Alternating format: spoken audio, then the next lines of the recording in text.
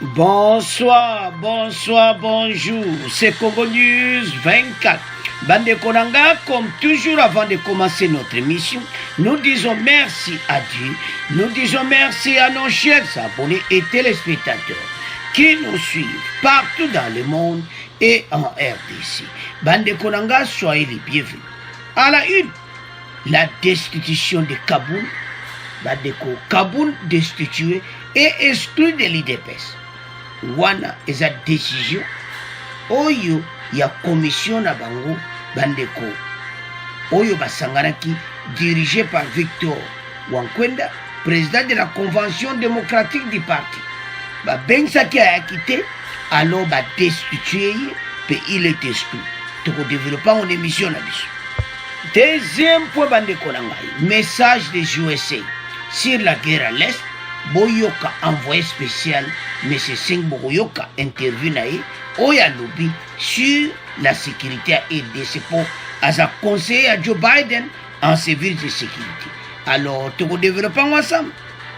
Deuxième point bande konangai.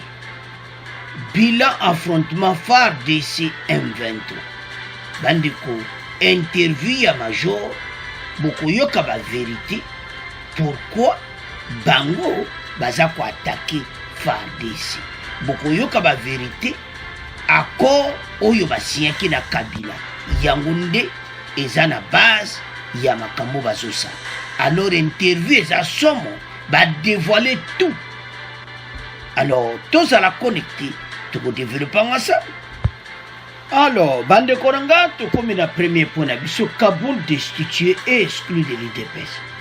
Jean-Marc Kaboul, président intérimaire de l'Union pour la démocratie et le progrès social, a été destitué de ses fonctions et exclu définitivement du parti. La décision a été prise samedi 29 janvier par la Convention démocratique du parti, CDP, qui a en fait tranché sur le dossier disciplinaire de Jean-Marc Kaboul, sous examen depuis quelques jours. Il lui et reproché plusieurs griffes durant sa gestion à la tête du parti. Il s'agit notamment de son refus de comparaître devant la Commission nationale de discipline du parti pour répondre à une invitation escroquerie des cartes des membres extorsion. Bandeko Ezapasi. Sogota la situation oyo IDPS baluka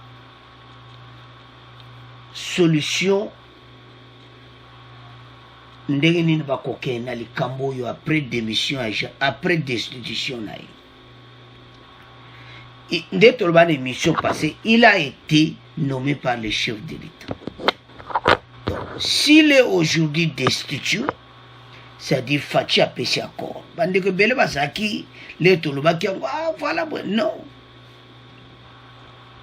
Donc selon bango ba péché me be kona bango ba expliquer pourquoi Jean-Marc Kaboul a destitué. A reproché na plusieurs griffes à la tête du parti.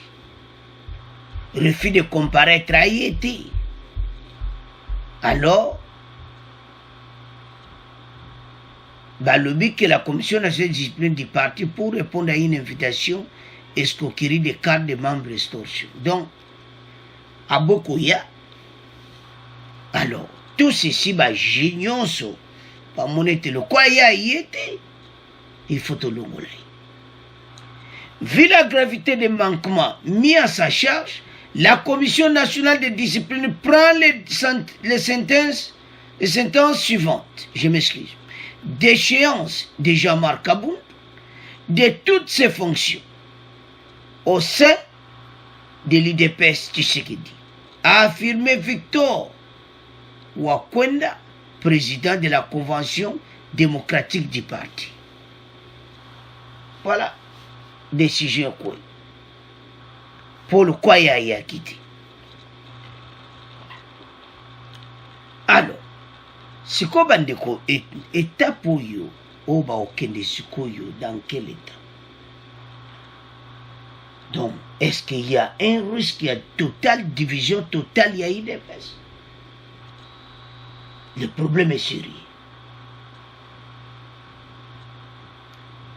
Après sa confirmation, le samedi 29 janvier, au poste du secrétaire général du parti pour la démocratie, Wansiko Kabuya, après que l'on l'a Jean-Marc Kaboun, il est à cause de l'intérim à poste. En même temps, sa secrétaire général. Donc, citation za Mouboulou, Netolobana IDPS. Après sa confirmation au Salamaki Lobby, le secrétaire général Augustin Kabouya et par ricochet président ad intérim du parti au pouvoir, Augustin Kabouya a invité les militants à la tolérance envers ceux qui sont contre son élévation. À lobby, ndenge batomboli akoma place à Kabo, a ebisi bandeko nyonso tozala na kimia, nabo baza contre nga, naba oyo balingi nga. Donc soto omona mena bandeko, il y a une division. Makambo tolobaka chaque fois que batu foto yeba kosolula. Makambo Jean-Marc Kaboun bakwame kosolula yango dans l'amiable. Ozomona bolongoli epe présent ya parti dans l'amiable.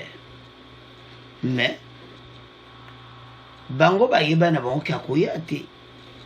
Ba invita ki na commission de discipline. Ya kete. Sikwe kusuka ndenge nini. Bandeko y a un problème sérieux na kati ya parti. Oyo bakoluka ba résoudre. Situation est difficile.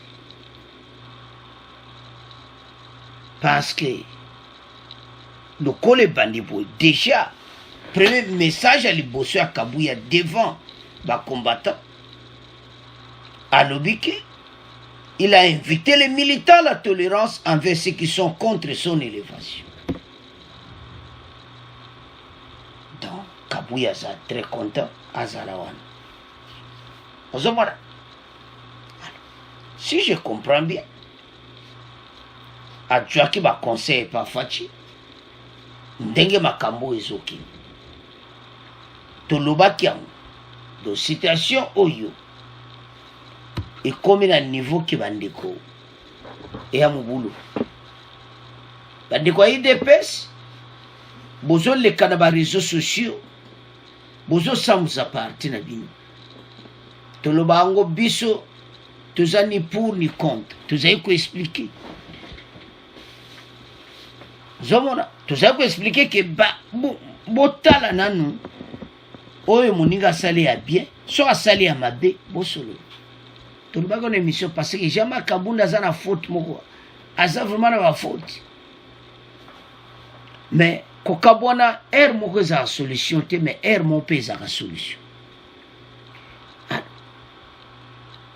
Maintenant IDPS direction oyo Kabuya komema bango ekozala ndenge ni. Mais tout souhaiter que makambo to ekende bien. Tout souhaiter que décision va jouer eza vraie décision. Eza ni parti pris. Parce que oye salamaki ba propagande ezalaki pena malamu te. Moto azali quand même président, il faut kende na dignité à bien. Le corps est moko a boy kokende. Donc il y a des décisions qu'on somme. Parce qu'on parlait déjà avant même Babengisaye. Commission, il ne fallait pas loba avant même Babengisaye. Déjà avant Babengisaye, il fallait loba déjà pays. Il fallait pas zéla boyokaye bobengi. Boyokaye. Mais bien bon lobe avant bobengi akoyande. Alors, c'est ça la décision. Boba za contre décision. Boza la patient Kabuya loba ko sa musala kito. Boza na confiance na ye parce que faut battre la partie au pouvoir.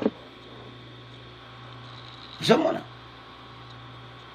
La convention démocratie du parti CDP de l'Union pour la démocratie sociale a mis en sa place ce samedi 29 janvier 2022, le directoire composé du président du CDP, Victor Wankwenda, du président de la commission électorale permanente de l'IDPS, Maître Chabani, et le secrétaire général Augustin Kabouya. Donc, Chabani, tout, le but qui est à local. Parce que cette situation est attendue pour le moment. Kabouya au militant, il a dit ceci. Je suis le secrétaire général de ceux qui m'aiment et ceux qui me détestent. Je ne vais pas voir un combattant aller régler les comptes à un autre combattant. Nous sommes tous les enfants de Tshisekedi. Et ceux qui étaient pour et d'autres étaient contre moi, je les suppose à tous, à partir de la semaine prochaine, je ne vais pas entendre un combattant affronter à un autre parce qu'il est contre le secrétaire général. Nous ne sommes pas à l'église où tout le monde doit dire amen. Si quelqu'un est contre le secrétaire général, il va justifier pourquoi il est, a-t-il déclaré. Dans le but de l'église, tu es obligé de te dire amen. Boba za contre ngai Kabouya, ya koloba pona nino za contre ngai. Parce que Kabouya zo sale intérim ya Kaboun pour le moment. Mais il est le secrétaire général. Il y a des problèmes sérieux et je le à la résoudre. Alors, parlons un peu de Jean-Marc Kaboun. Jean-Marc Kaboun a eu Berero à Salaki. Bango Bazolo Bakaza trop agressif et tout ça. Mais, Bisoba Congolais, et le Salaka Mawa, total à Kaboulamouti. Total na bolamu Jean-Marc Kaboun sali. To balancer na mabe. Bo vandi na tour de la table. Bo yebisi enanu. La question tozotouna, bande kubakope kutuna, est-ce que Jean-Marc Kaboun basi ba bengisa eboui kapo ba solo la naï parce que ba bengisi yo ezaka pona kolongola yi. La décision était déjà prise avant même ba bengisa la convention. Est-ce que Bodjoa qui t'a même à Kosovo? C'est ça et pas wapi mboke zo comme un problème. Namakabu na biso nyonso koyoka nesate. Mutazana ba décision na yi. Alors, bande korangai, situation Jean-Marc Kaboun et Komina Souka. Victor Wankenda a dit décision à la Commission nationale de discipline était Jean-Marc Kaboun destitué et exclu de l'IDPS. Donc, et si les wana, Masolo Kaboun décide. Donc, si on comprend bien, Kabouya a dit qu'il peut pas conseiller et pas fatiguer pour combattre à niveau où il y a une décision. Alors, bande konanga, c'est à ce point que tiki premier point Kaboun, donc il y a un deuxième point. Alors, bande konanga, to comme il y a un deuxième point, le message de USA sur la guerre à l'Est. Boyoka envoyé spécial Messie 5. Bokoyoka Oyo Messie d'Alef 5 à lobby. Bandeko sur travaux Ezo Salamana Est. Le conseil adjoint de la sécurité nationale des États-Unis d'Alef 5, en mission à EDC, a annoncé le samedi 29 janvier que les États-Unis d'Amérique ont déposé un nouveau mode de coopération avec la République démocratique du Congo. Question de permettre à Kinshasa de profiter de son potentiel et de se développer. Abi bayena mode asika coopération. Bayena ngwe pa fatinde bavana mesa bazo solola. Ozo mwana ke batu pena bazo sekado masolo pena kito. Lo bayena mode asika coopération. Mais abeti cité. Toko tiela binoyi. Abeti cité abi oyo fatia zo sala na est. Azo luka pena kimie kota. Biso foto za simana. Andiko tozo mona.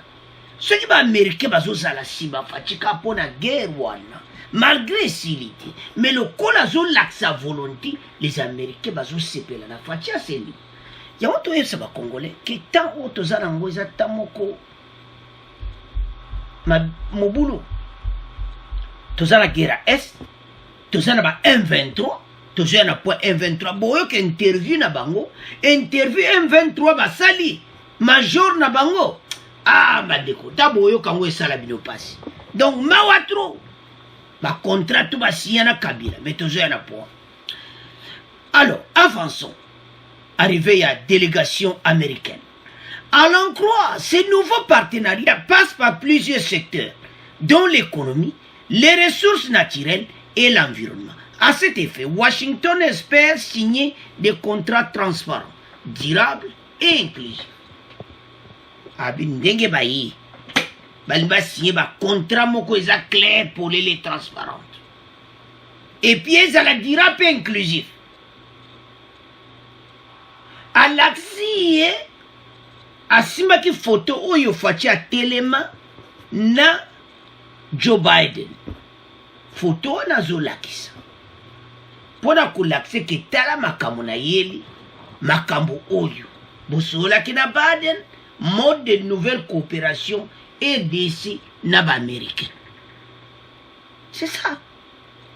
Alors, avant même de continuer na mosindo, to yokanano.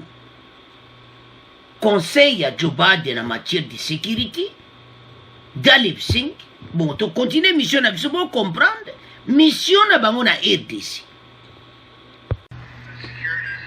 Voilà, il faut noter d'abord que la sécurité, c'est un préalable à la prospérité. Et le fait que le président Tshisekedi en a fait une priorité qui est d'apporter la paix dans la partie est du pays, c'est vraiment un aspect important pour le gouvernement américain. Et nous sommes tout à fait prêts à soutenir ces efforts, parce que nous savons que la paix dans un pays permet de mettre en place les conditions nécessaires pour des investissements dans un pays, également pour réduire la corruption et également améliorer les conditions de vie des populations. Voilà, donc votre question est très importante parce qu'en fait, ça nous ramène à ce cycle important. Il faudra restaurer la paix pour que nous ayons une stabilité macroéconomique, également beaucoup plus d'investissements, les retours des investisseurs privés et donc les retombées pour les conditions de vie des populations. Et donc notre voyage, notre visite ici, c'est aussi un signal fort pour montrer que nous investissons dans cet aspect. Alors, Bandeko Nanga, nous avons suivi. Bandeko 5 ans à conseiller à Joe Biden a lobby clairement que message a dans États-Unis balingi mode moko asika coopération. Qu'est-ce que cela veut dire? Selon Dalip, la sécurité dans la partie est de la République démocratique du Congo est un aspect important pour le gouvernement américain car, dit-il, la paix dans un pays permet de mettre en place les conditions nécessaires pour les investissements, réduire la corruption et améliorer les conditions de vie de la population. Alors, bien que la paix est important, je félicite Fachi dans le message où il y a président américain. Alors, il peut qu'on makambo ebeli. USA vers un nouveau mode de coopération, balingue za la transparente coopération. Et za la claire peuple penazo vivre. Alors, dans le but fort, on va soutenir en guerre wana oueza na l'est, opération conjointe, FARDC na IPDF. Les Américains ont même sollicité à côté de MONUSCO na katina. Pour le moment, bazana MONUSCO pe azo travailler na ba. MONUSCO dernièrement a obtenu une équipe Nasika Yabasoda. Mais l'autre Ntolobani. MONUSCO ou Melena Mboka. Mais tout le monde a campé à bien. Les deux vont s'associer ensemble. Où ils avaient péché à l'Amérique. Mais, pour la bango, tu évites de biso to au monaki. Ba Ougandais de basa grand travail passé depuis Basangani. Tout le monde a un leader et ADF. Il y a une émission passée.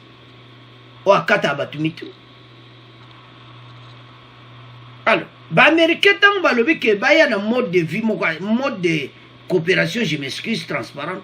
Et là, c'est que les peuple pena vivre et na pena makamasike koti. Makamasike koti ko. Donc c'est ça.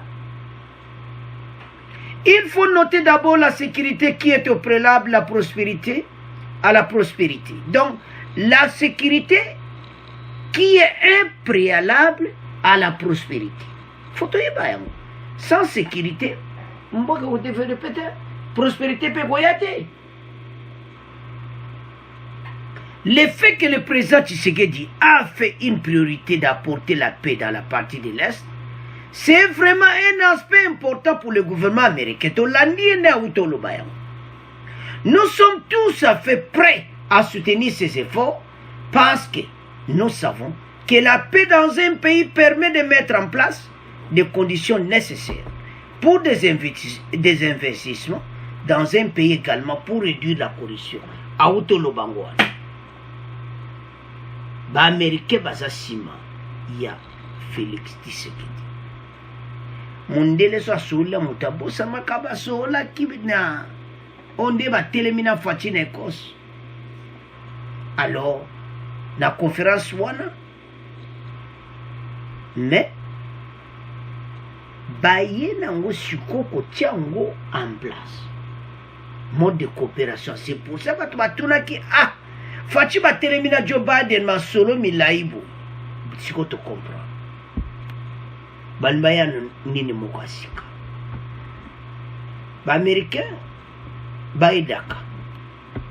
Mais ba congolais ba vivre pe yango. Est wana.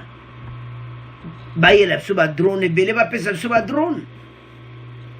Makambo ebele ba pesa. Le quoi ba au moins ba participer militairement. Nous avons un problème sérieux à l'Est. Les gens continuent à mourir. Mais les Américains ont félicité Fachi Pona Yango. Il y a un téléphone que Oyo Fachi a sali. Même le lopé, quantité mouki les homona. Mais bateau basala qui 20 ans batika kusala yamote. Et ça, félicitations pour Naï. Malgré Bissolo Bakama, Betolo Baka bien. Donc, dans le bien, bien, on a qu'une personne qui volontaire est et belé malingi bon. Te balingo le Baka, mbokezo souffrir. Oui, mbokezo souffrir. Mais les Kamoura bien salamito lobby. Ndeni to ko avancer mboka. T'as la farde. Ba outro vivre ba kamoko difficile. Ba perdre de 30 soldats.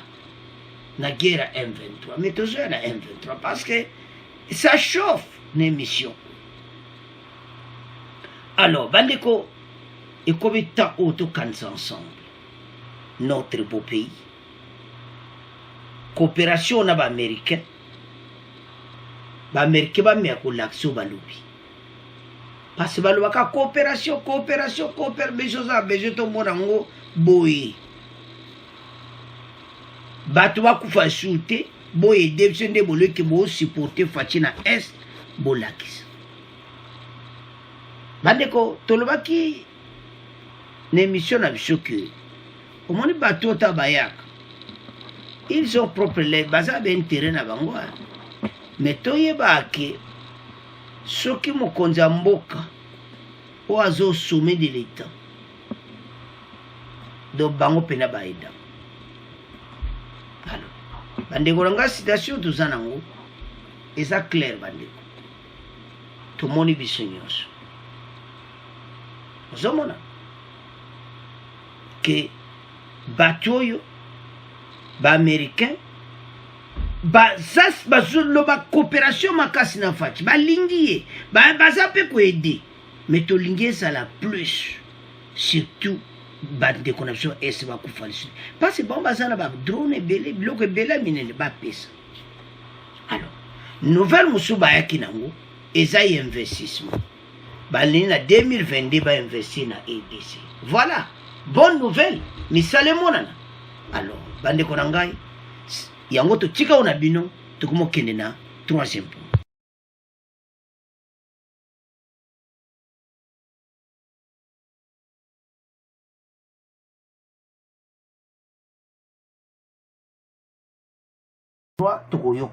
Et puis interview de Major Willingomba Oazali mon porte-parole ya M23 bande kwa sala ki interview eza mawa pourtant boyoka ba détail eza mawa tout accord avec Kabila avant de toke une interview wana to banana bilan oyo esalamaki le gouverneur militaire bilan wana ezali bitumba oyo babundaki FARDC na M23 FARDC asalaki perte ya kosaka nango te mpe tokoyoka na interview wana ke bango baza na bibundela kosaka nango te. Le gouverneur militaire du Nord Kivu, le lieutenant général Constant Ndima, a rendu hommage ce samedi 29 janvier 2022 aux militaires des forces armées de la République démocratique du Congo FARDC tués lors d'une attaque attribuée aux présumés rebelles de M23 dans la nuit du 24 au 25 dernier dans la localité de Nyesisi, groupement de Kisigari, dans le territoire de Rutshuru. Le vrai bilan définitif de cette attaque n'est pas encore communiqué par l'armée, mais les personnes ayant participé à l'inhumation vendredi dernier des soldats congolais par de 27 éléments de FARDC tués par l'autorité provinciale. Cette perte, Yaosaka, donc Batupena Bakufaki. Somona. Et tantôt, on a perte en démoana et Zamawatu. Selon, sous forte émotion, les obsèques des militaires FARDC tombés sur les champs ont été organisés au camp militaire Lukama. Bitumbana, M23, le 24, le 25, Yamakasiwana, 30 FARDC Wakufaki. Alors, Fachi a dépêché Mbamo la garde républicaine. Garde républicaine, Komikuna, Bandeko Kimekoti.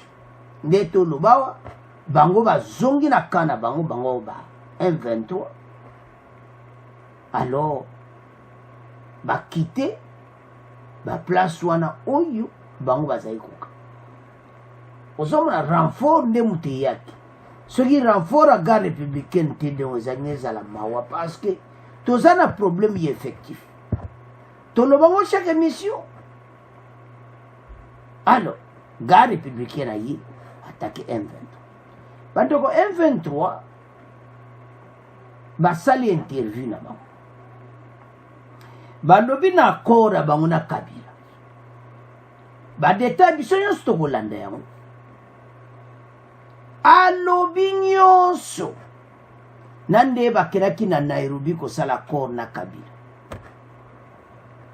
tokoyoka bango il a tout dévoilé et puis le Fachi aye bango bake Kinshasa koyokana na Fachi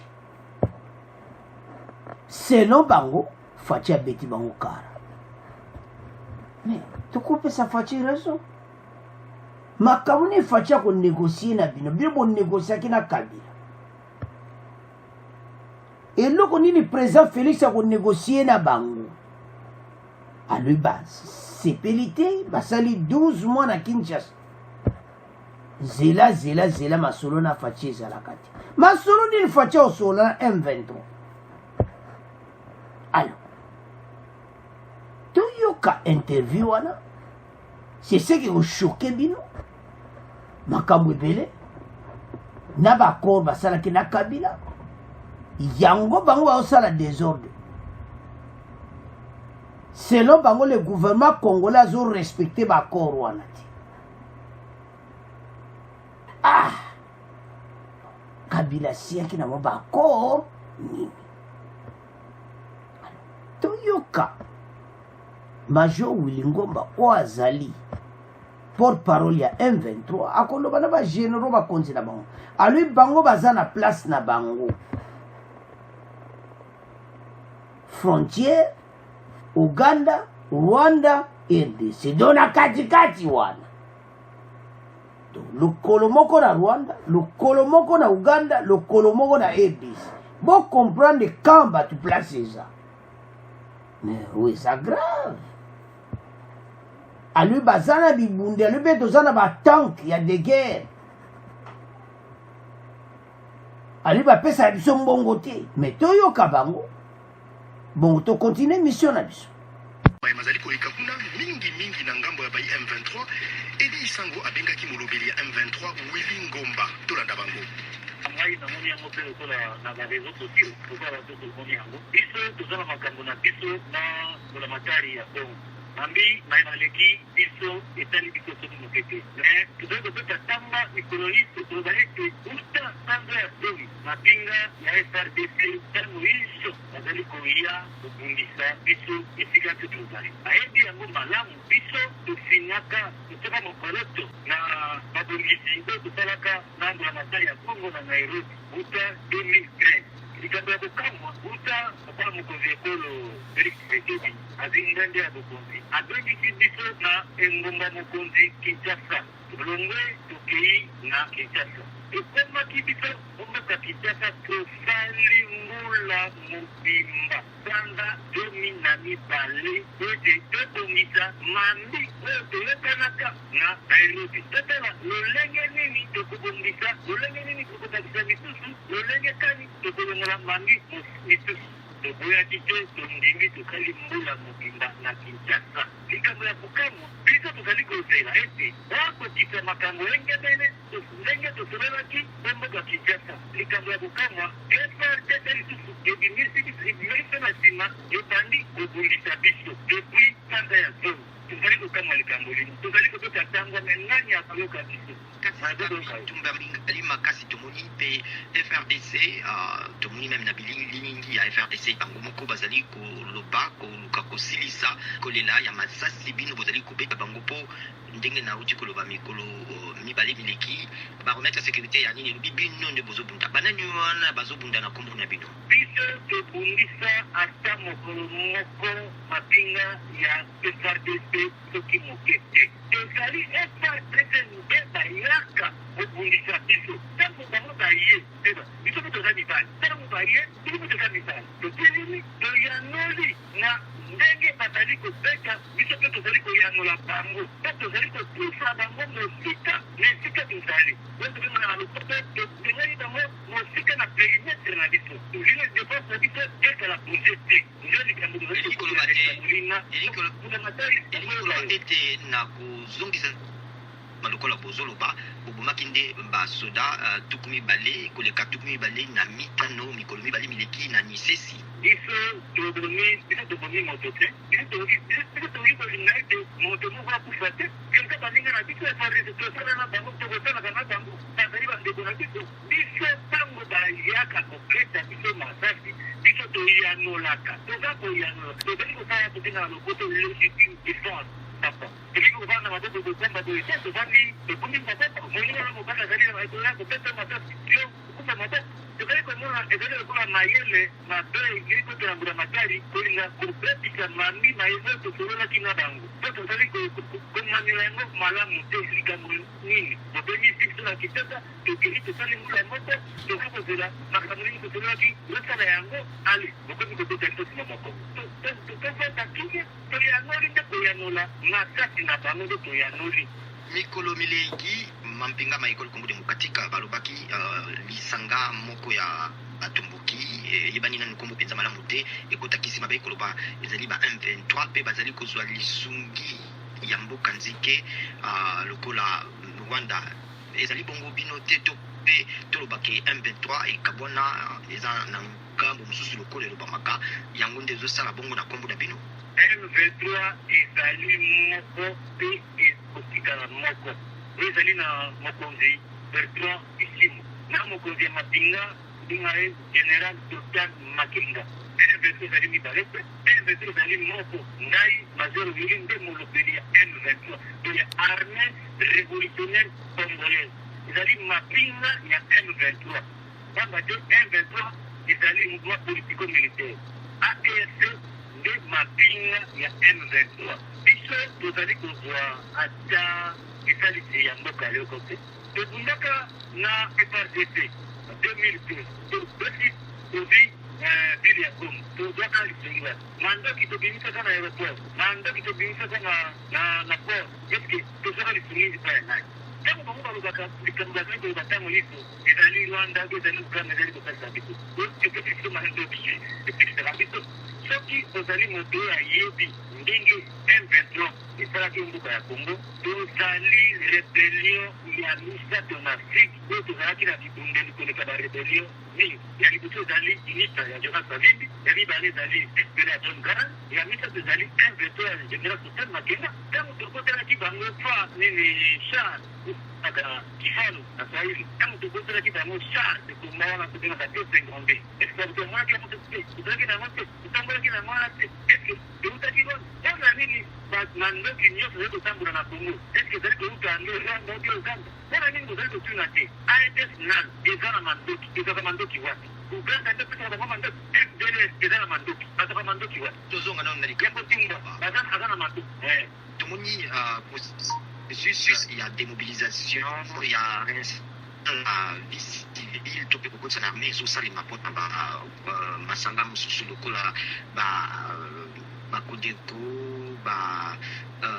ata ba-ADF na basusu kasi bino botiama na campement quelque part na Nord Kivu kuna likambo na bino processus bozi kosalela esuki wapi bozozela kaka kuna basusu bakenda na Rwanda mosusu balobaka kebaki na Uganda ya bino processus eza wapi lelo biso toza na cantonnement te toza na cantonnement te ntango biso tozongaka Congo tokeye mboka Uganda ekomaki biso mboka Uganda président Museveni ayambi biso atindi biso tokei kovanda esika babengaka Bianga Training School na camp militaire to ebanda na camp militaire bakonzi nyonso ya presque ya Congo bazali koya kotala biso na kaina topesi nini ndakisa bazali kotala biso ezali na général Prosper Nabiola baambassadeur ya Congo na Uganda baministre nami ya défense Emengoi baautorité bele même conseil de sécurité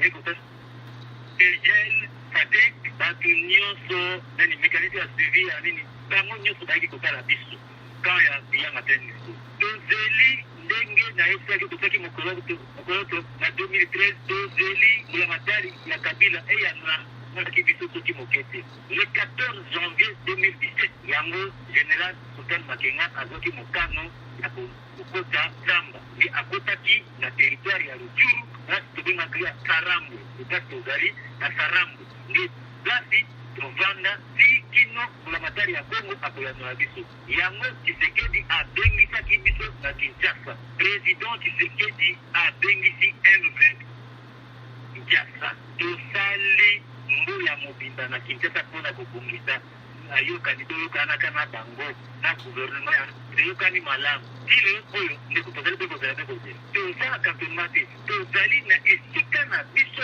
M23 kasi ezali te lokola bino bokanisi te bosali bino bolelisi mwa minduki mpo te bayeba te bozali ya kosilisa processus na bino to mpe basilisa bokali bino ezali bongo te donc yo koyaka komema biso teke tobima na zamba tokende wapi epai ya nani kosala nini etingai tosololaki nini obandi koloba nini tokende wapi tosala nini bazali kuna oyo babimaki na bakatama kozali komona na Ituri awa na nyanene na ndenge bato bazali kokufa na nzala na ka ya cantonnement moto azali kokufa na nzala bakangi balabala po te nzala biloko ya kolia ezali te moto azali kobela mono ezali te olingi biso tokende na makambo nini tozali quand même bato tozali baresponsable tokende wapi olobi boyokanaka na mbulamatari mpe bozozela mais sikoyo bozozela nini mpenza bozozela exactement po toyeba bozosenga exactement toyeba motuna wana te opinion mpona mbulamatari na kokepela mingi toyokanaki makambo nini toyokanaki tokozela soki elekoeleki tokotya makambo nyonso libanda ntango koyeba makambo nini tosololaki makambo nini toyokanaka tokotya nyonso libanda mais sikoyo tozali nano kopesa bango confiance wana ngakozela bango baloba batala makambo na biso bakame baresponsable depuis 2015 ilelo eleki mbula mponi papa bana natikala bango moko bafamille abandone tosala eza nini toloba nini bino bozozela bokota na armée bokota na mampinga to bolingi bokende na civil to botika mandoki bolingi bosala nini mpenza exactement bino papa biso tokiki koyebisa yo makambo oyo tosololi na mbulamatari tote makambo nyonso na mesa toyokani tozokosala bango batia na application makambo toyokanaki bongo ngambo mosusu balobaka mpe bazali ba M23 kanisi bango baza na ndingisa to pe na droite ya koloba te bazali pe ba M23 basusu po balobaka pe M23 ekabwana yango wana bino na bisimwa Bertrand Bisimwa pe basusu bakenda ngambo mosusu M23 ezali moko bato baso basalaki bambiro eloko balaki te na kati ya mouvement M23 nani M23 tozwaki likambo ya kotia bango pembeni mpe kopesa bango oyo tobengaka na lopoto basanction disciplinaire omonaki boyo ekomelaki bosikotaka oyo nyonso bazalaka nsima na ye bosikotaganda biso tobengani yai maboko topesa ye na ppi po biso tolingi makambo na mbilinga te na kati ya mouvement na biso akei cpi baye baso bazalaki na nsima na ye mpe bango bazwaki sankeme bazali bato ya M23 oyo bazali kati ya okambokambami ya Bertrand Bisimwa na général Soter Makinda. M23 ezali mibale te pe kotika kozala mibale te. Alors bandeko na nga tolandi biso nyonso wana oyo kaka armée bango baza na besoin ke makambo bayokanaki na Kabila esalamu abibanda 2013 na Nairobi alobi le Faci mpe akoti na pouvoir abengi bango bakende ngana ondima te parce que soko abengaki bino bongo abengi bino avandisi bino ina ne bosololi te jeune con donc wana ondima ngo te nayesi bandeko epepe okoza dako soki Faci abengaki bango bakendeki sasa pourquoi yambaki bango te pourquoi basabotaki bango Faci yebi très bien qu'on ne peut pas coopérer à un rebelle. Rebelle à kotika la rebelle. Donc, eza makambo eza réalité. Et loko eza mawabande koto kenda ngonda mundamu interview. Alobi ke bango babanda jamais FARDC. Bande basala ka défense. FARDC nde muda bandaka ko attaquer bango. Comme le lendo, c'est parce que petit FARDC 30 babomi 30 FARDC. Vous avez dit alors, l'air est grave. Donc, quand on va 25, 27, 30, donc à peu près 30 FARDC.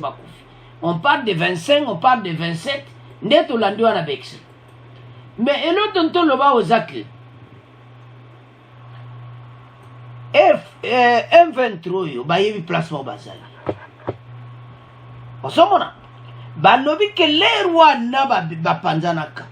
Ba musuba kenaki na Uganda bazaki na kana ba ona Uganda et puis bazoi ko ya kotala ba.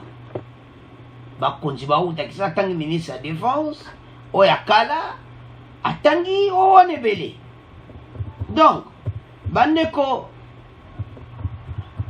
eza mawa parce que bato bazomwana baza bibundeli bakomi le lendo mais Faci okopere na bino te bango bazana ba arma makasi atangi batanke na bango babilo na bango donc donc bango pena bazana armée lourde nani asombeli bango yango ozomona donc bandeko soso tala bakambo yo tala ngona angle buso comprendre que il y a un complot qui se prépare ozomona Major Willy Ngomba oyo interview utosala la République démocratique du Congo va coopérer na rebelle sur quoi soki ezake bobima na zamba esili nango mais bino bopesa ba condition si je comprends bien bazana ba accord basiaki na Kabila mais bosiaki on a Kabila mais pas avec Faci oui c'est la RDC tala siko ba accord basiaki na Kabila tala ndezo sala biso et bazana kanda selon bango ke Faci abengisaki bango bakomi kuna yambi bango te me ngana ondi bango te parce que ceux qui faci abengaki bino ifasola na bino. On ne peut pas coopérer avec les rebelles. Non. Gouvernement, bosala monte. Bato bazo sa lo lendo baye baki biso pe bendele koyati. Toki na ba accord na Kabila. Toujours mon ndeni, quel accord bango ba signaki? Que ceux qui ba bimina zamba pesa bango ba poste ou bien général na bango ko mokonzi ou bien quoi? Ou bien bango ba Kabula EDC ou bien balkanisation, donc je ne comprends rien. Donc citation Zamboulou, il insiste. Bande ko tango aza ko insister. Eso salamawa. Pe pasi. Donc soko talika olobia. Non. Il y a un problème ici. Bande ko tozana problème sérieux. Quand to landi bangwana, to comprendre que mboka tozana danger batu. Do baza pena na ba arme. Pasa solo bangona fier nyonso. Que bango baza parmi ba rebelle baza plus puissant. Aza komi kumis. Rebelle plus puissant. Kapo bo moni biso tozana minduki te ou bien comment? Alors Toba non emplacement. Kagame aloba ke bango baza entre Ouganda, Rwanda et RDC. Donc frontière à 3 pays, bango bava na kati ya frontière Rwanda. C'est que c'est difficile. So bo attaquer Mozambique bo koti na Ouganda, bo koti Rwanda. Donc ba tangi na aluto lo ba na interview na place bazali. Do fa dessin place baza. Tant bon baza na coin stratégique. Ouganda, RDC, Rwanda, bango baza na frontière. Et puis balobi que bango basala ka self-défense. Ce n'est pas vrai. Bino bozo revendiquer likambo. Yango wana pe bozo sala désordre oyo nyonso. Bande considération eza difficile pour na mboka na biso. Toyeba yango. Parce que ndenga utoloba wana très à l'aise. Que biso basomela biso ba armete ba tank wana to botola ki goma c'est ça qui. Donc on mona clairement bazo laksa mo orgueil. Bazo mona ke Moutako-sala bango ate. Donc, c'est ça le problème de l'armée na biso. Donc, on a d'une part faiblesse de l'armée na biso. Les accords avec Kabila. Basien qui peut appeler ça en place. Dans le gouvernement. Basien qui a un nini. Situation de rebelle M23 comme très très sérieux. En 2017, Bakene a signé accord na Kabila. Na Nairobi. Yango aza ko insister côté wana bazana raison ba insister na oyo ba yokanaki. Mais monsieur Wilingomba oya M23. La RDC ezana un nouveau président. Oyo siyanki na Kabila.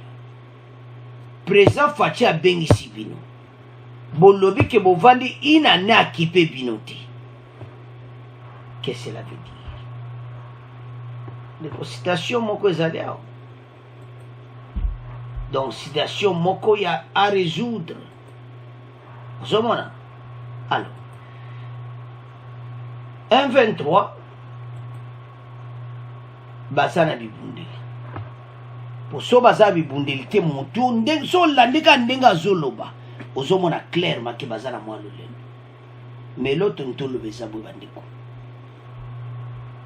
Que biso de auto perdre ba soda fa de sena bitumba oui mais bato to ko négocier na bango te gare républicaine le quoi bo komi kuna bo sili sabatu to yoka bango le susuti bo laksa biso ba commando ba beret rouge bo laksa biso ete bo longoli bango ba exister les shooting parce que comme le lendo bande ba mona ki ba boma ki bele ma FARDC mais au moins on par surprise ce qui s'était passé en ezapina ki togote mais yeba ki FARDC bendele ko kwate bino ba rebelle ndi ba kora bo siyankana kabileze ya pa fatite et puis tous a suite bolo ki fatia bengisa ki bino mais fatia bengisa pourquoi yamba ki bino te alors makambo na bino nyonso bobongisa na kabila